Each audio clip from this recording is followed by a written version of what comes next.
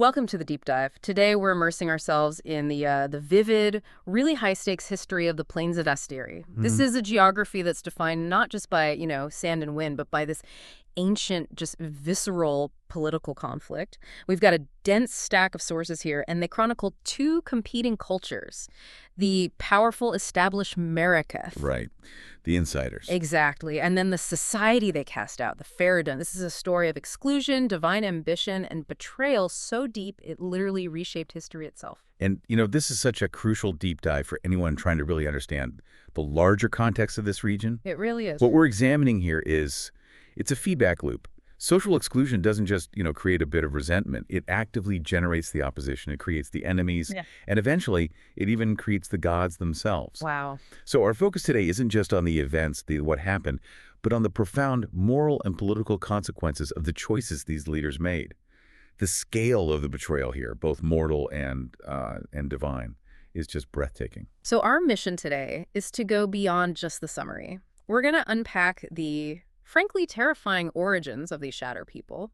We'll analyze the shifting dynamics of their perpetual conflict, a conflict built on just unforgivable deception, and then trace the ascent and the utterly tragic, self-destructive fall of two of the Maraketh's most powerful goddesses. Right. This isn't just history. It's almost like a blueprint for how ruthless power structures can perpetuate themselves. Exactly. We're looking at how a society handles its own, let's call them, inconvenient truths. And more importantly, what happens when those truths just refuse to stay buried? Yeah. So let's just jump straight in. Let's get to that foundational division that really shapes everything that comes after. Okay, let's unpack this core truth first, because Yeah. it's chilling. The Faridun are not just some separate group of nomadic tribes. No, not at all. Our sources define them explicitly as the Maraketh's dark secret. They are intrinsically linked, and yet they are utterly rejected. They are the unavoidable stain on what the Maraketh see as a pristine society. The sources have this one phrase for them. It's incredible. Yeah. They call them the inevitable consequence of life's haphazard nature. Wow. I mean, just think about what that phrase implies. It's an admission, isn't it? It is. It's an acknowledgement that life is messy, it's chaotic, and sometimes it produces things that society deems, well, unacceptable. The weak, the ill. The ill, the disadvantaged, anyone they see is flawed. And the Maraketh being this, highly rigid and structure-obsessed society, they just can't tolerate those flaws within their walls. But they also face this political and moral dilemma. Right. They cannot simply purge itself of every undesirable trait. They can't just go around slaughtering every newborn who doesn't meet their perfect standard. And that's the strategic brilliance of it. Yeah. And also the utter cruelty of their system. The abandonment mechanism. Exactly. The abandonment mechanism. They don't have to carry out the murder themselves. So they keep their hands clean. Perfectly clean. They preserve their moral high ground, at least, in their own minds. They practice selective exposure to the elements. They leave unwanted newborns out among the dunes. It's selective, cold-blooded triage. It's designed to eliminate the unfit without dirtying the hands of the elite. They're betting that the unforgiving desert will do the work for them. But here's the critical twist, isn't it? Yeah. The desert rarely finishes the job. Yeah. And that's because of the Faridun. The shadow steps in. The shadow steps in. Yeah. The sources describe the Faridun as the shadow of the Maraketh, always just out of sight, always watching. That gives me chill. It's powerful imagery. They rescue these abandoned children and they raise them on the outside, looking in. This isn't just about survival. It's a constant, visceral act of defiance against the cruelty of the Maraketh. And what's fascinating and just deeply disturbing is the dual emotional reaction this causes for the birth parents. The sources suggest there's an unspoken relief, a relief for the parents who gave up their child, a relief that the child survived, which alleviates their guilt, while still keeping their societal status completely intact. It is the ultimate ethical outsourcing. That's a great way to put it. They get to be rid of the flaw while maintaining this, quiet knowledge that their own blood still exists somewhere out there, albeit in the desert. But this, of course, this fosters an immense, deep-seated antagonism in those rescued children. An antagonism that is, it's completely justified. And that antagonism, it's rooted in the most profound emotional rejection you can even imagine. We get a real sense of this internal struggle, this psychological trauma, through the perspective of someone named Rizu. Right. This isn't some abstract political grievance. This is raw personal pain. Rizu's reflection really just It highlights the torment of constantly wondering, imagine being raised on the outside. You're always watching the glittering city walls and, you just know that the people inside are the ones who abandoned you. Every single day. Every single day is spent questioning, was it my mother or my father who left me here to die? What could my life have been? It's an ongoing wound that just never, ever heals. That kind of experience, it has to fundamentally shape the entire culture, the whole motivation of the outcasts. Your entire identity is defined by being unwanted. Precisely. And the consequence of that constant pervasive rejection, as Risu states, is that the Faridun people are full of anger and distrust. They can't escape it. They can't. Yeah. And Risu even suggests they are blinded by this. And that self-awareness, that recognition that their identity is built on pain, makes it even more tragic. They can't see past the betrayal because the betrayal is the foundation of who they are. Yeah. Every single Faridun exists as a living, breathing testament to their birth parents' unforgivable rejection. So while the outcasts are wrestling with this profound foundational trauma, how does the established Maraketh society, the elite, how do they view them? The sources give us Adia's perspective, and it's this cold indifference. Honestly, that indifference feels almost crueler than outright hate. It's the ultimate social weapon. Just clinical erasure. Adia, when she's discussing a Faridun named Nanette, doesn't express hatred. No. She simply doesn't think of Nanette at all. Her statement is just. It's absolutely devastating in its casual cruelty. She says, scattered groups of pariahs wandering in the desert have no effect on the world. They're not even enemies. No. They're irrelevant static. They're completely outside the scope of her consideration. That total lack of acknowledgement, that denial of their very existence, it has to reinforce their own anger. Yeah. And this societal exclusion, it extends absolutely into the spiritual realm, which in a culture like this is the ultimate form of rejection. And this is where their shadow status becomes solidified in the cosmos itself. The Faridun have never had gods of their own. No divine connection. None. They only know the gods of the Maraketh, but for them, those gods only bring oppression. They have a spiritual void. They're religiously disenfranchised, which means they have no divine contract whatsoever. And this spiritual void, it dictates the ultimate fate of their physical bodies, their memory, even after death. The accepted rite of passage, the grand finale of a Maraketh life, is completely denied to them. Yes. A true Maraketh, a worthy Maraketh, earns burial in the sky. It's this glorious accepted passage into the divine order. But the Faridun can't earn this honor. Never. They are forced to use other ways of keeping the dead. And this final distinction, the inability to achieve the standard rite of passage, the denial of even a dignified, accepted death, it just reinforces that they are entirely outside the social, the political, and the divine contract of the Maraketh. So their exclusion is absolute. From birth to eternity. It's a system designed to ensure they are perpetually angry, perpetually watching, and perpetually irrelevant to the people who cast them out. This simmering resentment. It's the powder keg that a leader like Jamanra is about to try and light. So when you have a society that's built on the complete dehumanization of its outcasts, a leader like Jamanra he's an existential threat. He wasn't focused on just small raids or, mere survival. He aimed to dismantle the very system of irrelevance that the Maraketh had so carefully constructed. He understood their weakness, right? It wasn't a lack of people, it was a lack of unity, a lack of legitimacy. His goal was politically profound and culturally explosive. He rejected the label entirely. He said, and this is a direct quote, "We are not Faridun, we are Maraketh." A declaration of identity. It was a declaration of identity and a claim on their birthright.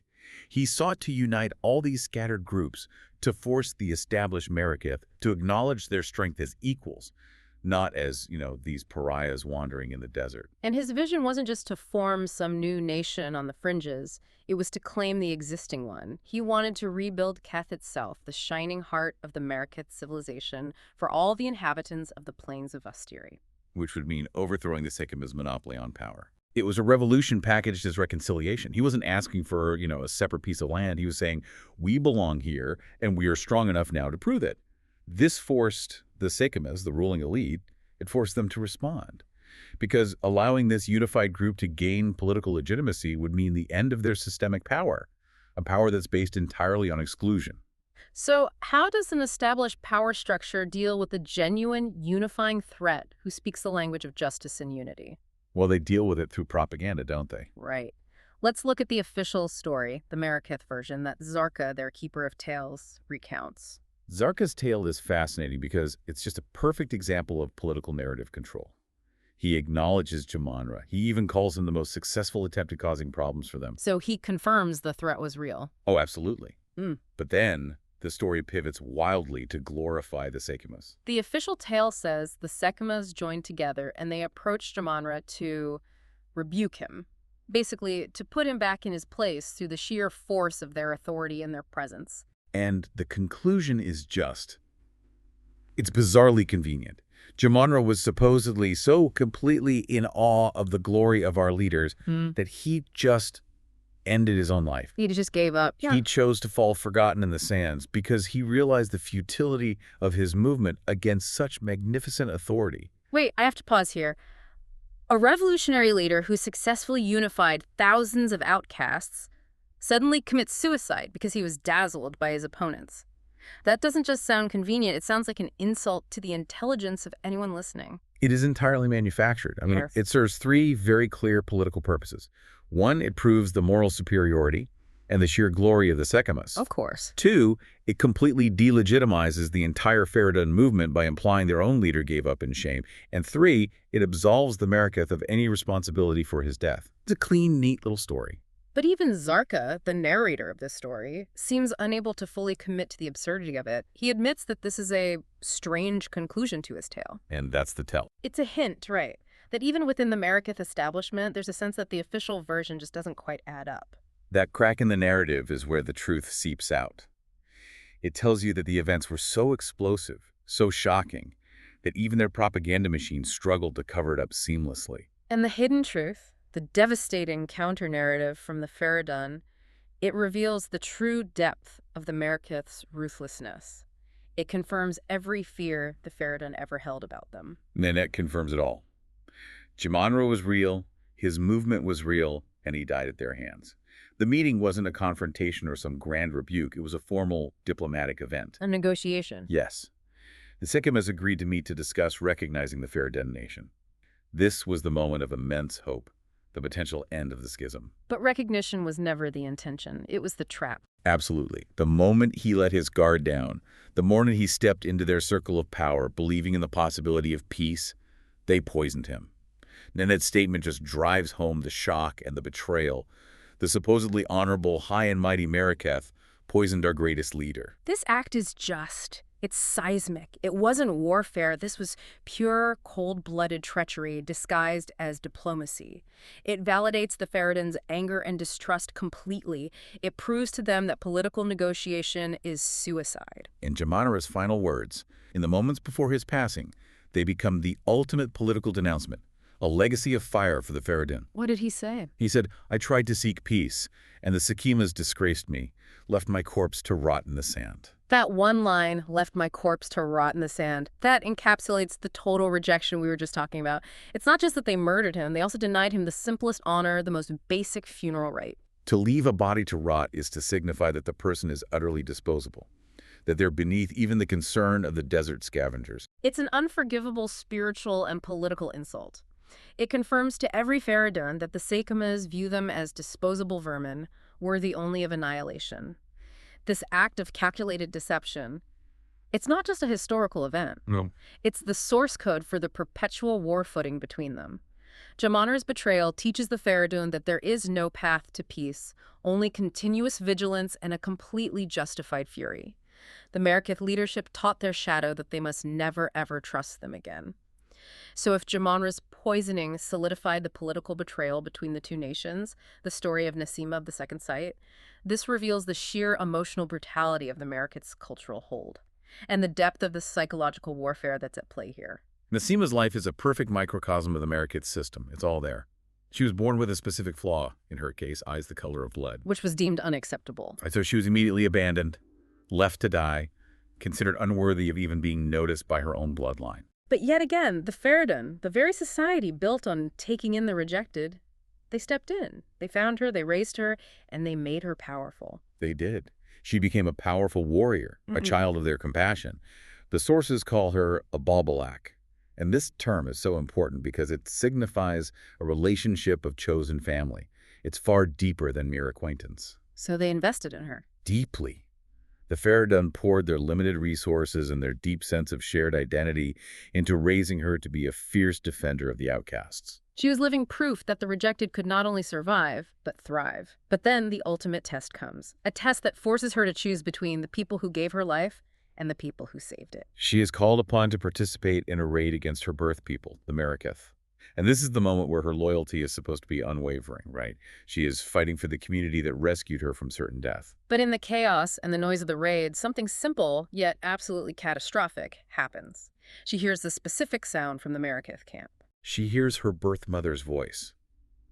The source doesn't detail what was said, only the recognition of the sound. And that primal connection, the sound of the person who committed the initial formative betrayal, it triggered an immediate, devastating internal collapse of her found identity. And her action is shocking in its speed and its totality. She immediately turns on her adopted people and slaughtered her Faridun captors. It's brutal. She murdered the very people who saved her, based on the mere sound of a voice she likely hadn't heard since she was an infant. It is devastating on every level. I mean, can you imagine the horror and the confusion of the Faridun warriors suddenly being cut down by their own champion? In the middle of a battle. This action speaks to a deep, possibly subconscious desire for acceptance from the very people who rejected her. She chose the promise of a blood connection over the reality of the unconditional love she received from the Faridun. And the Maraketh, who are masters of narrative control, they immediately seize on this. For them, this isn't a complex, painful tragedy of divided loyalty. No, it's a propaganda victory. Zarka, again, their storyteller, he celebrates her as a true role model from the ancient days and a wonderful sleep tale for the children. That framing, a wonderful sleep tale, is just...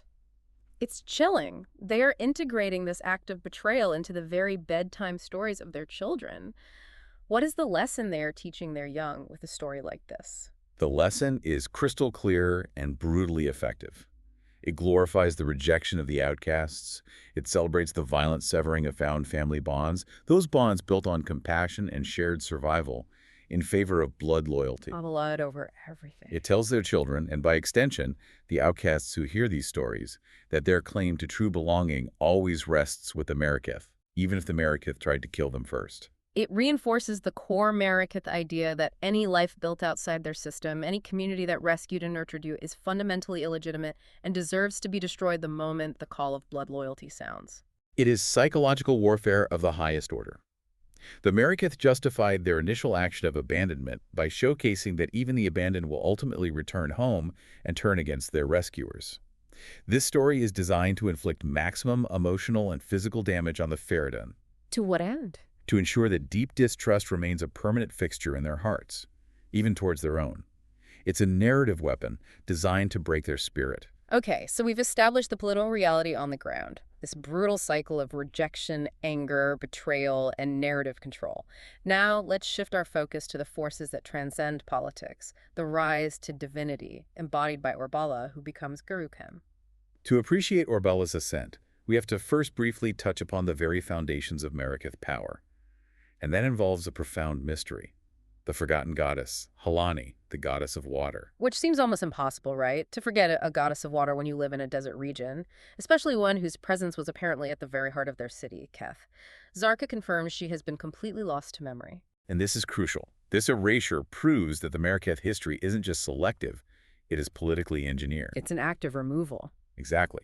If a foundational goddess can be so thoroughly forgotten, it implies that the ruling powers, the Sekemas, actively removed her from the narrative because she no longer served their agenda. We are seeing historical revisionism on a cosmic scale. And this forgotten water essence, we're told it will reappear directly in Orbala's story. That suggests that the path to ultimate power involves reclaiming, or maybe even stealing, pieces of the erased past. Precisely. Now let's look at Orbala herself. Even before she was a recognized leader, a Dakara, she operated with this kind of chaotic, reckless sense of honor. Her second adventure showcases this perfectly. We see a clear flash of uncompromising pride and loyalty. A Vol dignitary insults her mother after his advances were rejected. And Orbala, in this white-hot fit of honor, she simply cannot allow this transgression to stand, regardless of the political cost. She tracks him relentlessly. She finds him bathing alone at the river Halani. And you should note the subtle recurrence of that forgotten water element. There it is again. And she acts with immediate, deadly precision. She strikes him through the throat with a single true arrow, a perfect fatal shot. Vengeance complete. But then the situation explodes into a geopolitical catastrophe. Hmm. His entourage reveals the terrible truth. The man she just killed was a crucial Maraketh spy, playing a complex role to establish himself for a mission. Oh, a disaster. Orbala has just struck a devastating blow to her own people's intelligence operations. So she is instantly faced with an impossible moral and political choice.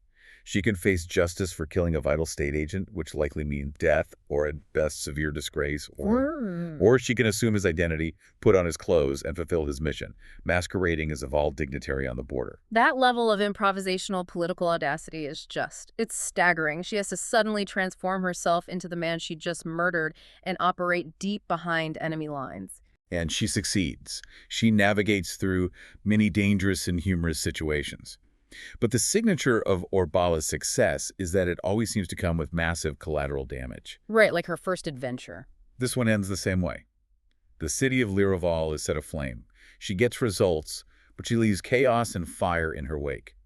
This willingness to burn bridges for the sake of victory is just key to her character, both as a woman and later as a deity. This pattern of reckless triumph culminates in her eighth and final adventure, the one that seals her divine fate. The creation of the Horn of the Vestiri, making her the Sakema of Sakemas. And this wasn't just, collecting some magical relics. This was mastering the very foundational elements of their cosmos and synthesizing them into a political weapon.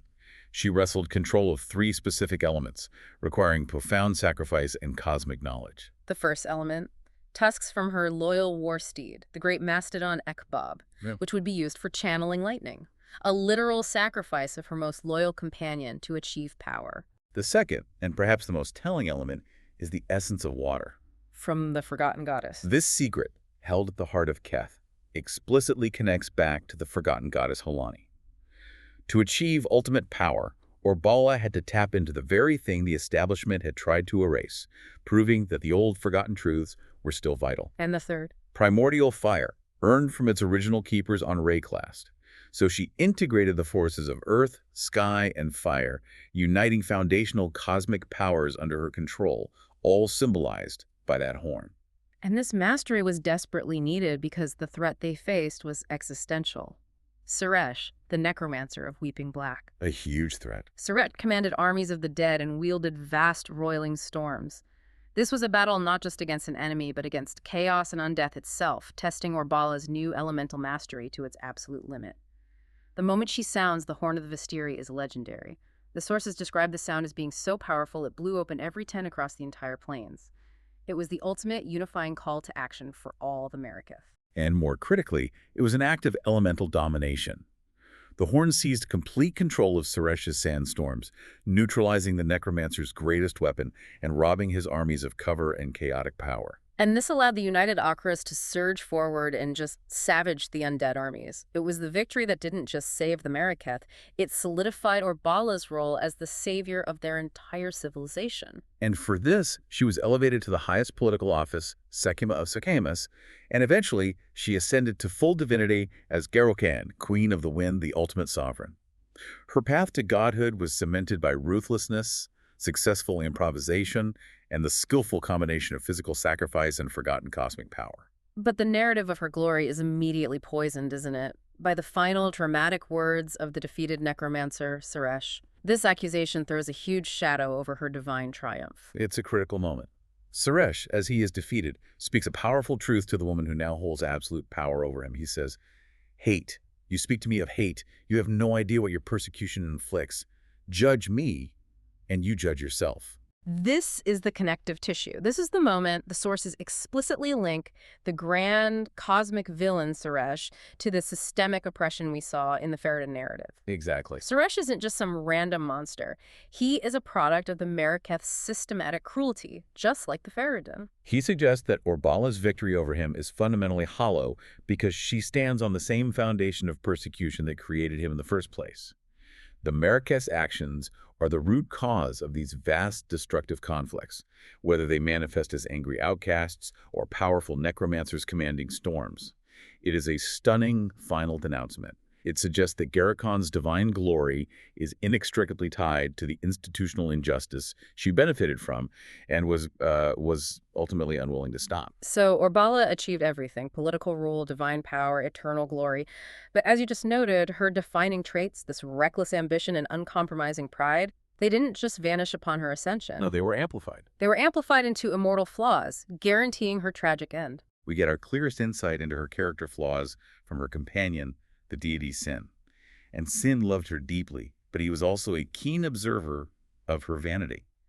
He describes her as beautiful and inspiring, capable of the loftiest moments, but also vain beyond comparison and incredibly stubborn.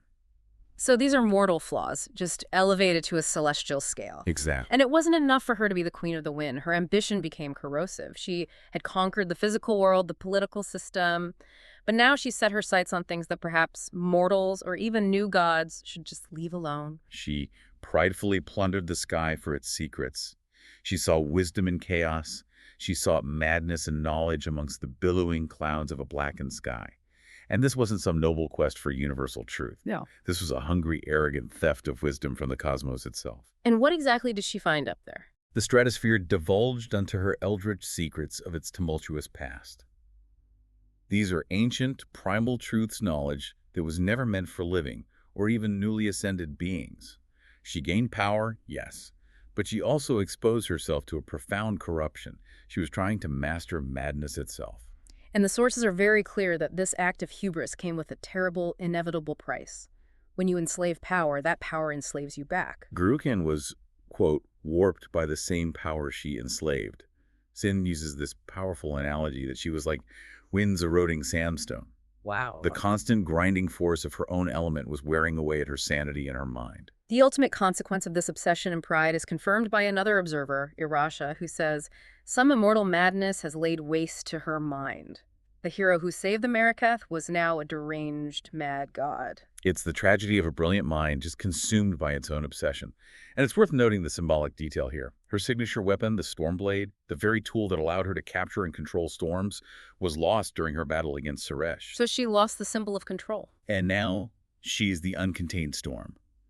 Her pride prevented her from ever seeking a cure. She was incapable of even acknowledging her own demise. Which brings us to this agonizing decision faced by Sin, her devoted companion. He saw what she had become, and he understood the threat she now posed to the mortal world that he cherished. This is where the story shifts from cosmic drama to just profound personal tragedy. Sin wept for her. But he knew with absolute certainty that her pride would inevitably become the storm that would ravage my precious humanity. He loved her, but he had to choose between his great love and the safety of the entire world. That is an impossible burden for an immortal being. How do you destroy the one you love? Well, he couldn't.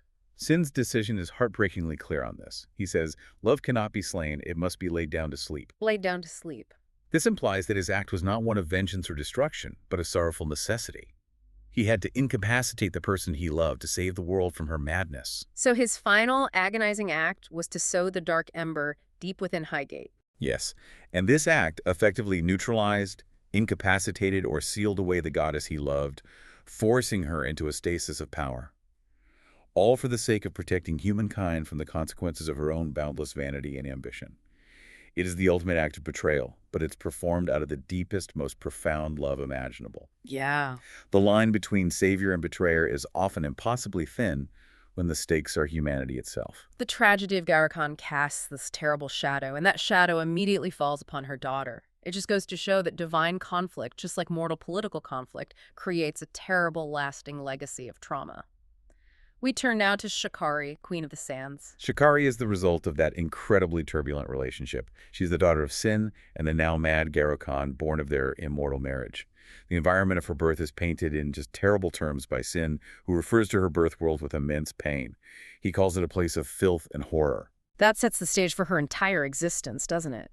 She was born into a legacy of divine madness and familial chaos. She had potential, we're told, starting out as a beauty, but she carried the emotional baggage of her parents' impossible relationship. And like her mother, she possessed a corrosive ambition.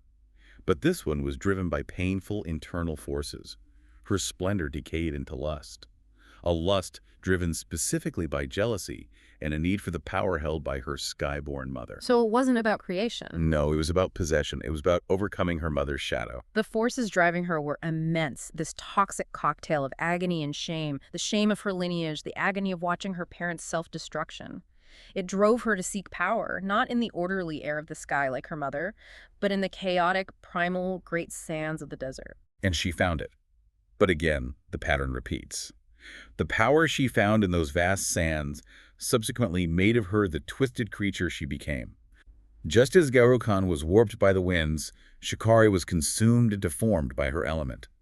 This lineage seems utterly cursed to self-destruct through ambition channeled through elemental power. Her ambition culminated in a direct, massive challenge to the divine order. Shikari built an immense army in the sweltering lands. And her goal, To conquer the sky. to conquer the very sky, presumably to confront Guru Khan and claim the absolute power that had destroyed her mother. She was a genuine apocalyptic threat. The daughter, fueled by shame and ambition, was ready to wage war against her mother in the celestial realm. If Sin's action against Garo was the first intervention to save humanity from the gods, Then Shikari was the next wave. she represented the next wave of internal divine conflict. But her story, like her mother's, ends not in glorious battle, but in external mitigating intervention. A third, greater force steps in. Yes. She was intercepted and ultimately soothed into peaceful oblivion by a force known only as the Beast. She was put into a state of total stasis. The sources say she became a babe once more, sleeping in her cradle. This final resolution is deeply thematic, isn't it? It echoes the necessity of Sin's act against Garo. Both of these high-stakes, supremely powerful divine beings were neutralized not by another rival hero, but by a greater external cosmic force that intervenes specifically to preserve the balance. It demonstrates that the personal dramas and the immense power of the Maraketh pantheon, however grand their conflicts may seem, are ultimately subservient to forces larger than themselves. Their intense personal drama, driven by pride, shame, the need for dominance, it was checked by the Beast. To protect the mortal world. Exactly, protecting the mortal world from the destructive consequences of a mortal family drama. The powerful, ultimately, cannot destroy the world through their own selfish ambition. #tag outro. We've traced a deep and a very dark path through the history of the plains of Vesteri. What the sources reveal is a tragic, powerful cycle where political betrayal and personal ambition just feed into each other, creating endless, justified fury. The history of the plains is built on this unforgivable foundation of treachery, the poisoning of Jamanra, and a legacy of divine ambition that inevitably devours itself, as we saw with Guru Khan and her tormented daughter Shikari. And the continuity there is chilling. The sources show how systemic persecution breeds justifiable fury. And that fury is seen not only in the daily anger and distrust of the Faridun, but is explicitly linked to the vast destructive power of the necromancer Suresh. Right. And when that fury is met with political ruthlessness, whether it's abandonment, propaganda, or poison diplomacy, it simply escalates the conflict to unimaginable levels, even dragging the gods into the fray. And crucially, even at the highest level of power, whether it's Sekhemas who poisoned Jamanra or the goddess Garo who plundered the sky leaders, are universally susceptible to the same destructive mortal flaws. Pride, vanity, and the devastating consequences of their ruthless choices. There is no true, clean glory in this history, only perpetual conflict and self-destruction waiting to happen. And this brings us right back to where we started, to the concept of historical revisionism. We know the Maraketh elite, who prized structure, conquest, and power, completely forgot the goddess of water, Halani, Someone who was clearly at the physical and spiritual heart of their city, Keth. and whose essence was vital for Garaken's ultimate power. So if the established rulers are willing to intentionally erase foundational truths that don't serve their current self-glorifying narrative, if they can forget a goddess of water in a desert, Then what else have they erased? what other fundamental truths about the Faridun, about Suresh, about the very nature of their world are currently buried in the desert sands, awaiting a rebirth? Or worse, awaiting the moment they burst forth in violent revelation. That is the shadow that defines the plains.